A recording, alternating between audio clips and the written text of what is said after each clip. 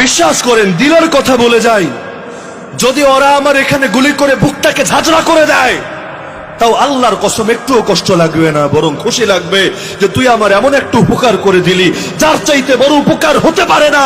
আরে গুনাহগার মানুষ আমি, কিভাবে হিসাব দিয়ে জান্নাতে যাব? তুই তো আবার বিনা হিসাবে পাঠানোর ব্যবস্থা করলি, সবাই ঘুমাবে কবরে নতুন জামাইয়ের মতো, তুই তো আমার জান্নাতের সবুজ পাখি বানায় দিলি।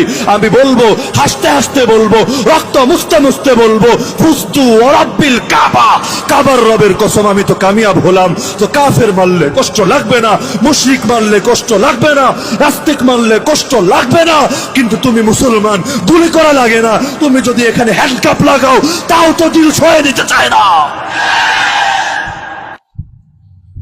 তো এই সমস্ত কারণে এই গোলামের জিন্দেগি, গোলামের জিন্দেগি, গোলামের জিন্দেগি যতদিন ছাড়তে না পারবো, আল্লাহর বান্দা হতে পারবো।